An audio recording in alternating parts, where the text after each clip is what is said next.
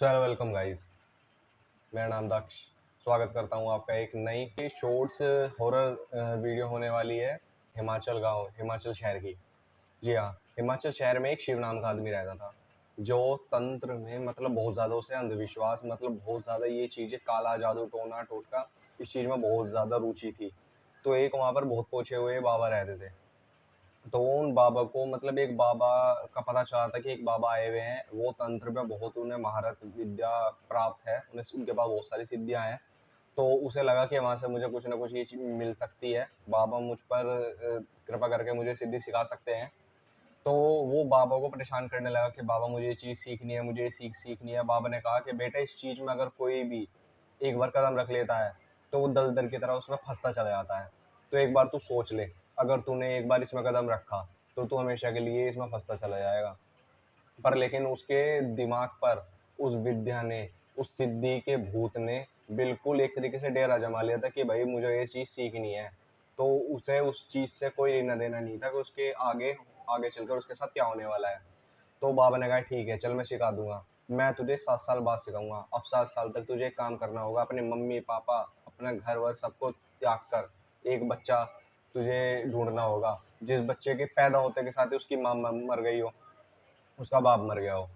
तो और तुझे उस बच्चे की एक चीज, जो भी बच्चा वो मुंह से बोल दे वो चीज तुझे उसे लाकर देनी है, उसकी एक इच्छा पूरी करनी है 7 साल तक। 7 साल तक उसे अच्छे से पाल, उसके आंख में से एक आंसू नहीं आना चाहिए। तो बाबा ने बोलकर बाबा चले गए।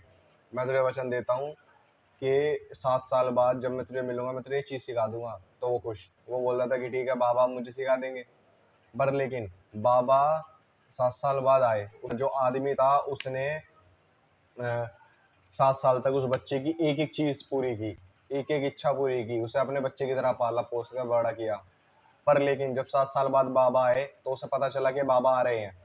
तो बाबा जब आए तो उसने कहा ठीक है चल, मैं तुझे, तू मुझे कल मिल, कल उस बच्चे को लेकर आ। तो उसने बोला, बाबा ने बोला कि इस बच्चे को जो जो खाने पीने की चीज पसंद है वो सब लेकर आना। तो बाबा ने पूजा कल लेकर वो बच्चे को लेकर आए। तो बाबा ने वो पूजा वगैरह हवन वगैरह का वो किया हुआ था, सामग्री वगैरह लगाई हुई थी, बाबा पूजा के लिए बैठे। तो उसने उस बच्चे को कहा कि ठीक है इस बच्चे को वो खिला जो जो इसे पसंद है, जितने खा सके छिकवा खिला। तो वो खिलाने लगा। ठीक है, वो तो अंधा था भाई, उसे तो सिर्फ सिद्धि से मतलब था, उसे तो विद्या चाहिए थी। तो वो तो यार ठीक है बाबा ये खाएगा। तो वो उसे खिला रहा, उसे अच्छा खासा कपड़े वपड़े पहनाकर उसे नहला धुला कर उसे बिठाया। अब उसने, बाबा ने उससे कहा कि अब तो इसका गला काट दे। तो वो कह कि बाबा आप ये क्या कह रहे हैं, पहले तो आपने कहा 7 साल इसे पाल पोस, अब तो आप बोल रहे हो कि इसका गला काट दे। मैंने कहा हाँ, अब तो इसका गला काट दे, अगर तुझे सिद्धि चाहिए तो तू गला काट दे। तो उसने उसका गला काट दिया, क्योंकि वो बिल्कुल सिद्धि के चक्कर में पागल हो चुका था। उसे अपने भविष्य का, वो किस चीज में पढ़ता जा रहा है उससे उससे कोई लेने देना नहीं था। वो पागल हो चुका था इस चक्कर में, उसे सिर्फ सिद्धि चाहिए थी इस वक्त। तो बाबा ने, तो वो उसने जब गला काट दिया तो वो बाबा को बोला कि बाबा आपने तो मुझसे पाप करवा दिया, पहले तो आपने बच्चे को पिलवाया, अब आपने इसकी हत्या करवा दी। बाबा आपने मुझसे पाप करवा दिया, आपने ये क्या करवाया। वो बाबा के ऊपर चिल्लाने लगा, रोने लगा बहुत जोर जोर से।